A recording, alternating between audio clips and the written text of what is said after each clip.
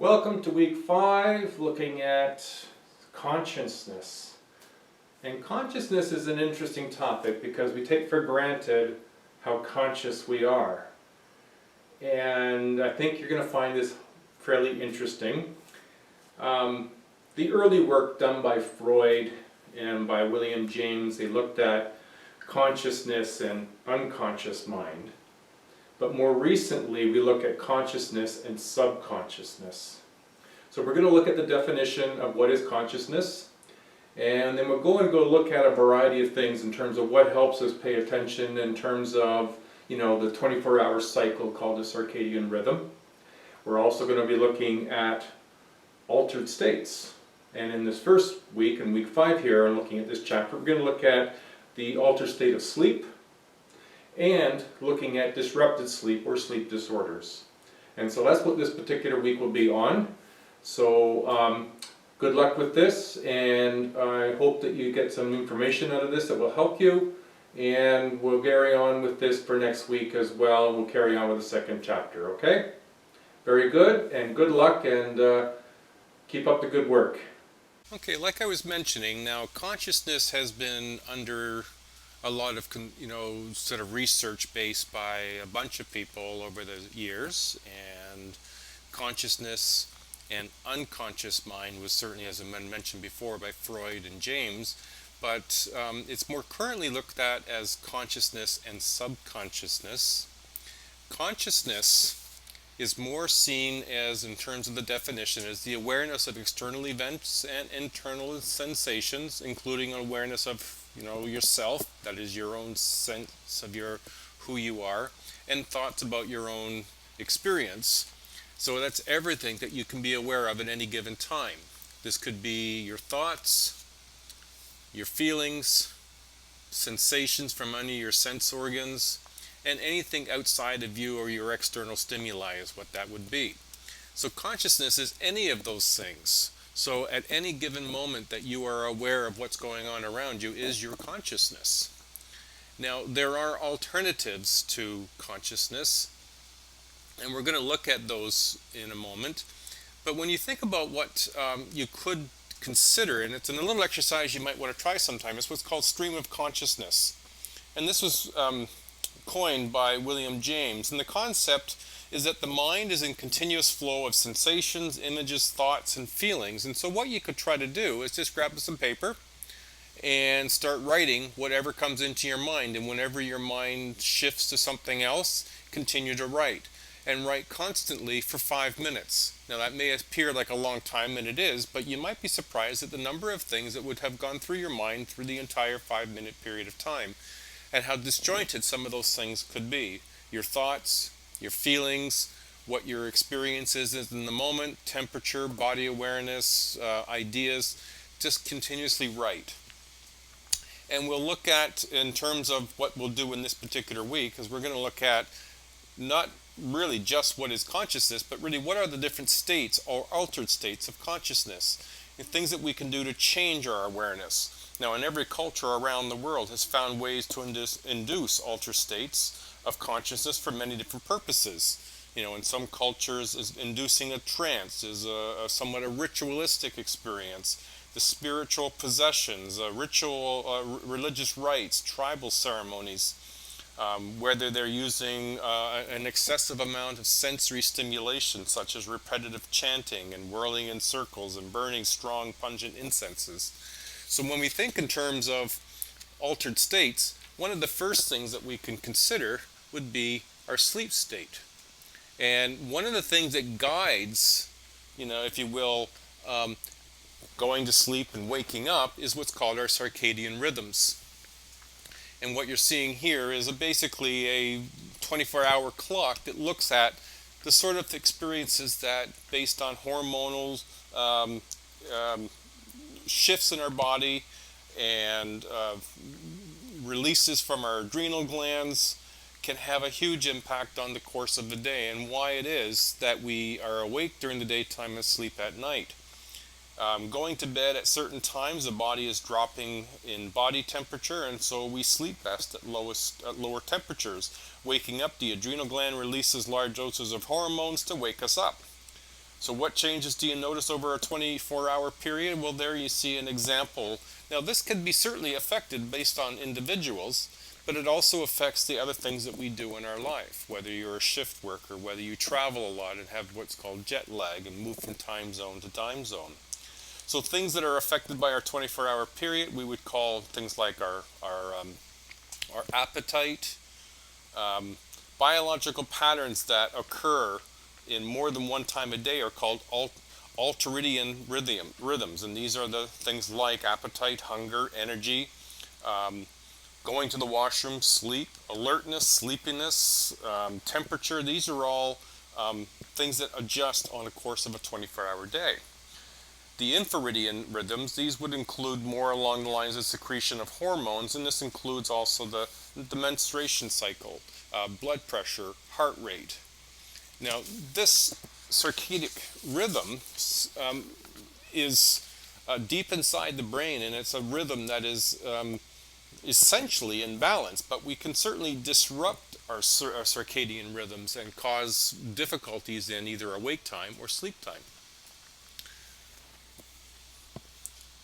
Now, the suprachiasmatic nucleus is what's a small structure that's in the brain's hypothalamus, and this is what controls our circadian rhythms. It's like our biological clock. Now, if this gets disrupted, we can have different kinds of experiences. Now, one of the ones that we see associated with young people a lot is what's called the delayed sleep phase syndrome. And this is where people will have difficulty sleeping, particularly falling asleep. It's brought on by hormonal changes, and it's maintained by staying up late. Most common among adolescents and young adults, and is treated by avoiding meals and social activities between 1 and 4 a.m. You know, that makes sense, of course, because you're disrupting the circadian rhythm, and when you disrupt that rhythm, it can affect your sleep ability and the ability to fall asleep. Now, another experience that some of you may have experienced is what's called jet lag. And jet lag is the effect of the disruption of your circadian rhythms from sunlight at different times. So it affects sleeping and therefore alertness and functioning. Certain jobs certainly are affected by jet lag more frequently. Airline pilots, for example, or people as a result of the job that they do travel a lot and across time zones. Now, one of the more common ways of disrupting circadian rhythms is through what we know as shift work. With shift work, it's the time during a 24-hour period when the biological clock is telling people to go to sleep. It can affect all sorts of elements about who we are and what our day is like. The energy and efficiency are at their lowest points when we're going through this adjustment of circadian rhythms due to a shift work. Our reaction times are at the slowest. Productivity diminishes. Industrial accidents are higher. Daylight savings time in the spring is associated with short-term 6.5% increase in accidental deaths. Now, to reduce the effects, there's a number of things that we can do. One of the things would be, in terms of your work schedule, is moving work schedules forward from days to evenings and to nights, making the adjustment easier. Rotating shifts every 3 weeks lessens the effect on sleep.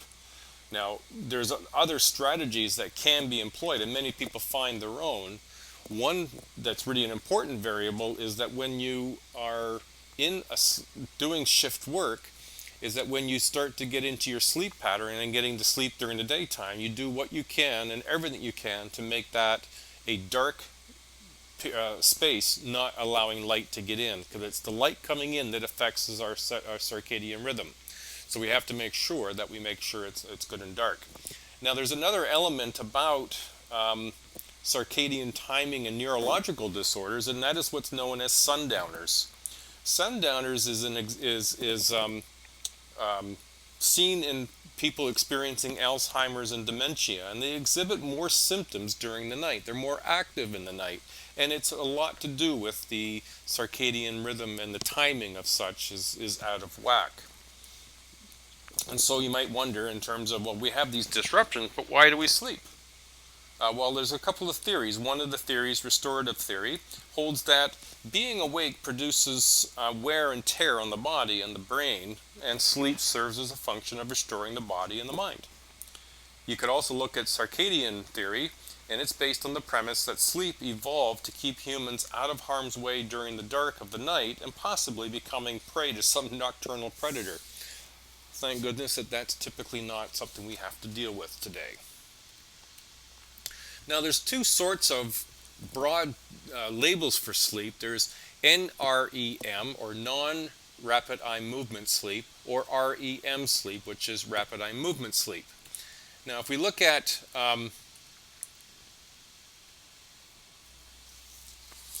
some of what characterizes non-rapid eye movement sleep, we will see that it consists of 4 stages. Non-rapid eye movement is 4 stages of sleep, and it's basically characterized by slow, regular respiration and heart rate, a little bit of body movement, absence of rapid eye movements, and the blood pressure and brain activity are at their 24-hour low points.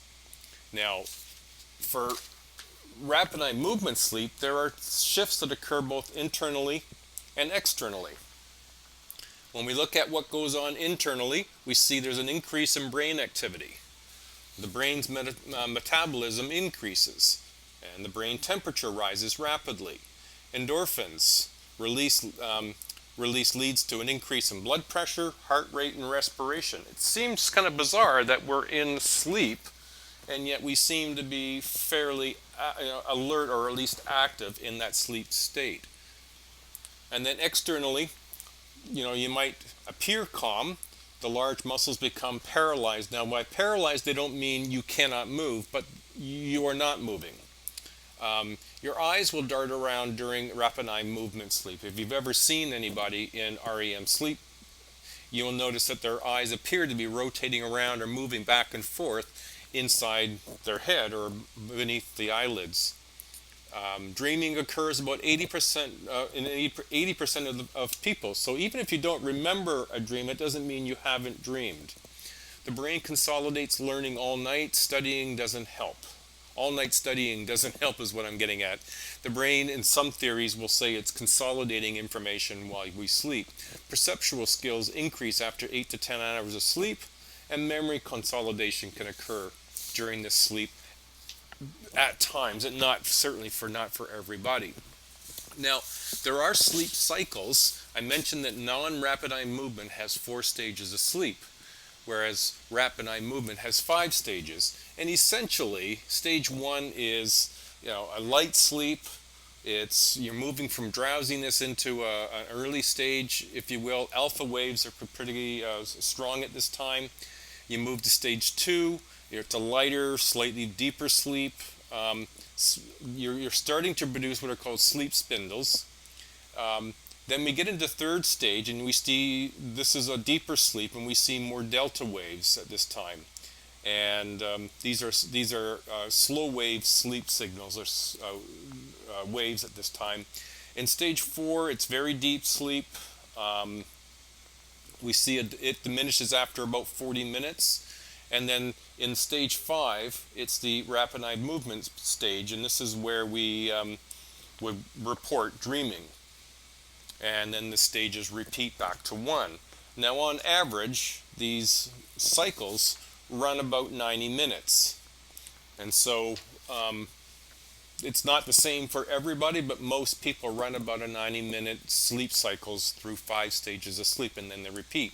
So when you're actually feeling tired in the morning, it's not because you didn't get enough sleep. Oftentimes it's because you interrupted a sleep cycle, or 1 to 5, you woke up at stage 3. So for example, having 11 hours of sleep isn't too much or too little. What matters is did you have a full cycle or increments of a full cycle? So it's better to have an hour and a half than 2 hours. It's better to have 3 than 4. It's better to have 4.5 than it is to have 5, and it's better to have 6 than it is to have 6.5. So doing these increments is what makes sleep more full and complete, and feeling more alert after. Now this image here is just reminding us that we don't, as we get older, need as much sleep. Newborns need the most sleep, and of course there's an awful lot going on in a child's brain than there is in an adult's brain at night. They're doing so much more growth and development. It varies over time. The older we get, the less sleep we need. There are also two types of, if you will, broad categories of people. One known as larks. These are people who like to wake up early and they're ready to go as soon as they wake up. This is due to a fast body temperature rise, and usually they're good till about 7:30, and then they often tend to be earlier to bed. That doesn't mean going to bed at 7:30, but I mean they start to wind down and their body starts to shut down around 7:30, and they're usually in bed much earlier than someone who is an owl. Now the owl is slow to wake up, their body temperature rises more slowly, and then they're good to go later in the evening. Sleep deprivation, this is where you don't get enough sleep. This reduces the amount of REM sleep, and it results in difficulty in concentrating, attention lapses, general irritability, decreased cognitive functioning, impaired learning, and the potential for some people to experience what are called micro sleeps. And this is where you are, awake at one moment, and then for 2 or 3 seconds you're having a little, puppy nap, and then you're back at it again, and then you have these little micro sleeps. When it comes to dreams, we have REM dreams and non-REM dreams. REM dreams are almost continually occurring during the REM sleep, and it has more story-like qualities. They're vivid, they're visual, and there's an emotional foundation to it, whereas non-REM dreams, they don't happen as frequently, and they're less memorable than our REM dreams. There are also things called lucid dreams. These are dreams of an individual is aware of dreaming. So when you're dreaming, you're aware that you're dreaming, and you're often able to influence the outcome of the dreams while dreaming. So you're in a lighter stage of sleep, really, as opposed to in a deep-rooted sleep. Now, it seems that a lot of times people like to try to interpret dreams. And the cognitive theory about dreams is that dreams are thinking while you're asleep. That is to say, you're problem solving, you're creatively thinking about solutions, you're being inspired. However, there's no search for meaning during dreams about your dreams. The dreams are what they are. They're dreams. But they can be a focus point or a problem-solving opportunity while we're dreaming. Now, the activation synthesis hypothesis, this is where dreams are the brain's attempt to make sense of the random firings of the brain cells during sleep. That is to say, in complete contradiction to cognitive theory, is that they're saying that there is no practical purpose behind dreams. They are just random firings of the brain sort of sputtering on through the night, and its dreams are the brain's attempt to make sense of those things. So they have no real particular meaning. That people impose the meaning on random mental activities. And then there's the revolutionary theory of dreaming, and these vivid REM dreams enable people to rehearse the skills needed to fend off predators. Now, predators can be loosely defined as, preparations for events that may in the future cause us some difficulty. Now, as far as sleep, there are a number of other possibilities. There's parasomnias, and parasomnias are waking behaviors and physiological states that occur in sleep. That is to say that while you're sleeping, these waking behaviors occur. Now, one of the ones we've heard of before is sleepwalking, somnambulism, and this is where it occurs during a partial arousal during stage 4 sleep. And the person who is sleepwalking isn't fully cognizant of their walking while sleeping and not always certain about what they're doing, and yet they are still able to navigate around a building or go outside and not, get themselves in serious trouble. Now, another version of parasomnia is what's known as sleep terrors. And this happens during partial arousal again in stage 4 sleep, and it usually begins with a piercing scream. Now, if you've had children who have had night terrors, this is something that you would be familiar with. Now, oftentimes it occurs more frequently with children than it does with adults. It still can occur in adulthood. Nightmares we would be familiar with are frightening dreams, and these occur, unlike the others in stage 4, this occurs in REM sleep stage 5. So they tend to be more vivid, they tend to be more and more memorable. And then lastly is another example known as sleep talking. And this occurs during any stage of sleep. Now the thing to bear in mind is that sleep talkers, what they may be saying, absolutely have no meaning in particular. They're just random words popping out. Now it may sound like there's some specific meaning, but oftentimes they're just words that are expressed and said, and then that's it. There's not any sort of real meaning. They're random words. Other times it's quite obvious that there's no meaning to the phrases or things that are being said. So that you can't just listen to your partner's sleep talking and think you're going to hear secrets. Now, parasomnia are waking activities while asleep. Now, dyssomnia, these would be timing, quality, or quantity of sleep impairment. So either it's the timing of sleep, or it's the quantity of amount of sleep, or it's the quality of that sleep. Now, the few things that we can touch base on is one is narcolepsy. This is an incurable sleep disorder, and it's characterized by excessive daytime sleepiness and uncontrollable attacks of REM sleep. Now, unlike what most of us experience through sleep, we go through stage 1, 2, 3, 4 REM. Someone with narcolepsy goes automatically right into REM sleep, and they just drop where they are. Now, I had a student in my class one time who had narcolepsy who chose not to use medication, and she brought a friend with her so that when she started to go down, her friend could put something in a pillow in front of her head so it wouldn't slam on the table. And she got through her schooling this way, and it was quite remarkable. Now, narcolepsy is not the only dyssomnia. You can also find sleep apnea. And sleep apnea is something that more people are becoming familiar with. And this is periods of sleep where breathing stops. Now, if you have a sleeping partner who has sleep apnea, it can be quite frightening, because you hear them sleep and then all of a sudden you hear them exhale and you're waiting for them to inhale, and they don't for an extraordinary, much longer than would be considered normal. Now, they can, as you see in the image, wear a mask which would allow them to continue on breathing and getting in oxygen. And then lastly is one you've probably heard of, and that is insomnia. This is difficulty falling or staying asleep, waking too early, sleeping a light sleep that you're always very restless, you have a poor quality.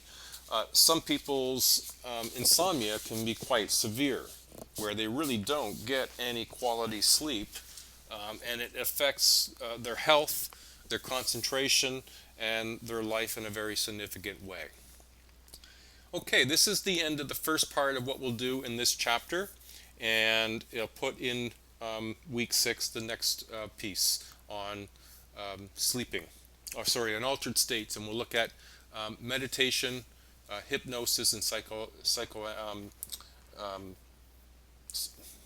I just lost the term I wanted to use.